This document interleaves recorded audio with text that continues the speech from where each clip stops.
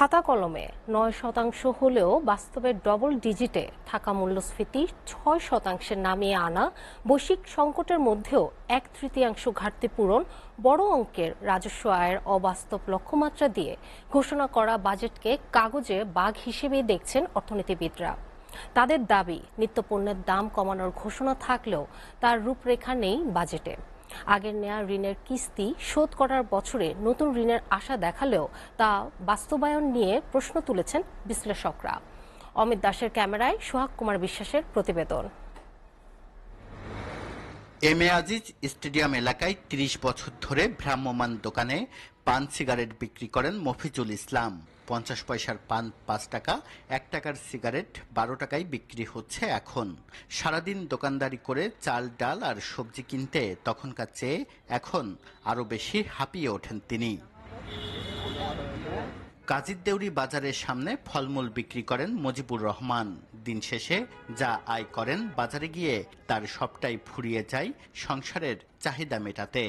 দিন যত যাচ্ছে ততই কঠিন হচ্ছে আয়ের সঙ্গে ব্যয়ের সমন্বয় ঘটানো। ভ্যাট, ট্যাক্স, আয়কর, শুল্ক, মুদ্রাস্ফীতি, মূল্যস্ফীতি, আমদানি রপ্তানি, রেমিট্যান্স, প্রণোদনার মতো জাতীয় বাজেটের জটিল কঠিন হিসেব নিকেশ কিছুই জানা নেই মফিজুল কিংবা মজিবুরের। তাদের কাছে বাজেট মানে নিত্যপণ্যের দাম আরেক দফা বাড়ার শঙ্কা, বাজারের থলে আরেকটু ছোট হবার ভয়। সিগারেট কিনছি ১১ টাকা, এখন কিনি ২০ টাকা, তাহলে 10 টাকা বেশ কম এই মাসে। আমরা তো সাধারণ মানুষ, ওই খেটে খাওয়া মানুষ, আমরা তো ওইভাবেই খাচ্ছি।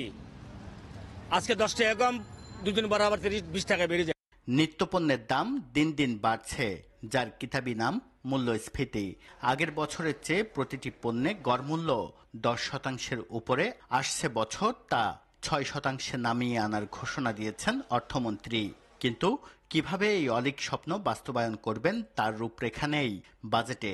প্রত্যেকের পারিবারিক জীবন আছে, দৈনন্দিন জীবন আছে, প্রত্যেকের কেনাকাটা করতে হয়, আয় করতে হয়, খরচ করতে হয়। সবাই কিন্তু আমরা বুঝি কিন্তু যে আমরা কোন অবস্থায় আছে আর্থিকভাবে, কারণ মুদ্রাস্ফীতি এখন লাগামহীন ডাবল ডিজিট পার হয়ে গেছে অনেক আগে, এবং দিনে দিনে সেটা বৃদ্ধি পাচ্ছে। সেই ক্ষেত্রে এই বাজেট আসলে আমার কাছে খুব বেশি আশাপ্রদ নয়।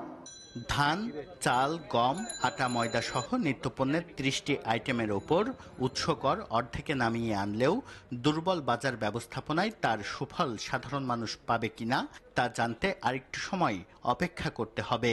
বিদায়ী অর্থবছরে 23.51% বেসরকারি বিনিয়োগ আসছে বছর 27.34% হবে বলে আশা করছেন অর্থমন্ত্রী। কিন্তু বেসরকারি খাতে ঋণের হার 10% থেকে কমিয়ে 9% করার ঘোষণা তার, যা পরস্পর বিরোধী বলছেন অর্থনীতিবিদরা। সরকারের সদিচ্ছা আছে এবার বেশ কিছু জিনিসে দাম কমানো, যেমন চাল, ডাল, মনে করেন আপনার গম, ভোজ্য তেল, এরকম অনেক কিছু তো সরকার চাচ্ছে মানুষ যেন খেয়ে পরে বাঁচে। কিন্তু আপনি দেখবেন সিন্ডিকেটে সেটাও হতে দেবে না। 2,56,000 কোটি টাকার ঘাটতি বাজেটের বছরে আগের নেয়া ঋণের কিস্তি পরিশোধ করতে হবে 1.5 লাখ কোটি টাকারও বেশি। এই টাকার যোগান কোত্থেকে আসবে সেই ব্যাখ্যাও নেই প্রস্তাবিত বাজেটে।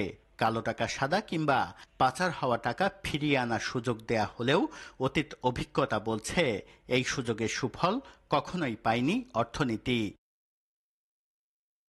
সোহাগ কুমার বিশ্বাস, এসএটিভি, চট্টগ্রাম।